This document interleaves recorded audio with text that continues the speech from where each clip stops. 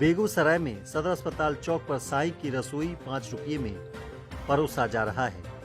दिवंगत कुमार रंजन उर्फ बेदू इस दुनिया में अब नहीं रहे, क्योंकि 28 फरवरी 2002 को उनकी मौत हो गई और सबों को वे छोड़ चले गए। उनकी स्मृति में उनकी पुण्यतिथि पर बेगूसराय के साई की रसोई में गरीब और जरूरतमंदों के बीच भरपेट भोजन की व्यवस्था की गई। बेगूसराय में लोग भूखे ना सोए, इसी उद्देश्य से साईं की रसोई 5 रुपया में खासकर ऐसे लोगों को दिया जा रहा है जो सदर अस्पताल के अलावे शहर के कई अस्पताल में मरीज दूर दराज से आते हैं, उनको खाने के प्रबंध नहीं होते हैं, मरीज के साथ साथ अभिभावकों को लिए होते हैं। ये साईं की रसोई आप देख सकते हैं, ये 5 रुपया में परोसा जा रहा। हम चाहेंगे कि आपको दिखाना चाहते हैं कि ये साईं की रसोई किस तरह से भोजन परोसा जा रहा है। पूरी है, सब्जी है, मिठाई है, ये हर तरह का जो 7 दिन है, 7 दिन में 7 तरह का भोजन परोसा जा रहा है लोगों को बीच।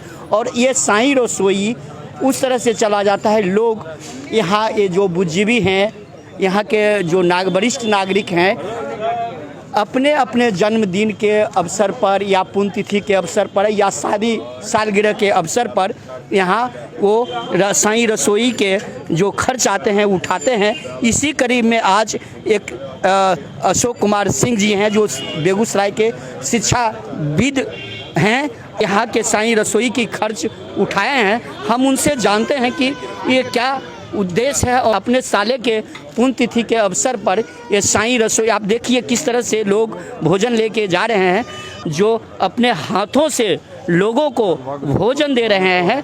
हम जानना चाहते हैं कि ये किस तरह से आप कैसा फील कर रहे हैं, ये जो कैसा महसूस कर रहे हैं ये साईं रसोई, और किनके अवसर पर आप इस तरह के शुभ अवसर पर आप दे रहे हैं। मैं आपको बता दूं कि वर्ष 2002 में मेरा इकलौता साला जो उस समय 26 वर्ष के थे, कुमार रंजन उर्फ बेदू, उनकी मृत्यु छत पर गिर जाने से हो गई। और उस समय से उनकी मृत्यु के पश्चात मेरे father in law Shri Santosh Kumar और मेरी मदर इन लॉ श्रीमती कांति सिंह बिहार शरीफ पे प्रत्येक वर्ष उनकी पुण्यतिथि पर गरीबों के बीच में, ज़रूरतमंदों के बीच में इस खाना परोसने का काम किया करते थे। तो हम लोगों का जो ये बहुत दिन से देख रहे हैं साईं की रसोई बेगूसराय में, तो हमने आज पापा को और मम्मी को बुलाया कि आप बेगूसराय आएँ और इस पुण्यतिथि के अवसर पर साईं की रसोई में भाग लेकर ज़रूरतमंदों के बीच में अगर हम खाना देते हैं तो शायद और हमारे साले साहब को की आत्मा को शांति मिलेगी। इसी क्रम में आज मैं साईं की रसोई में आया हूँ। सब परिवार, मेरे फादर इन लॉ और मेरी मदर इन लॉ, मेरी वाइफ, सबको ये यहाँ हैं और बहुत अच्छा लग रहा है। ये साईं की रसोई कारवा आज बढ़कर 550वां दिन हुआ है। मतलब वर्षों से ये साईं की रसोई आयोजन किया जा रहा है। वहीं साईं की रसोई के जो फाउंडर जो मेंबर हैं, जो चला रहे हैं इसको लगातार, हम उनसे जानते हैं कि इस किस उद्देश्य से ये साईं की रसोई को चलाया जा रहा है और क्या भावना है, क्या उत्साह है। इस तरह से कि हम बात करना चाहते हैं यहाँ के साईं जो रसोई के संचालक हैं उनसे।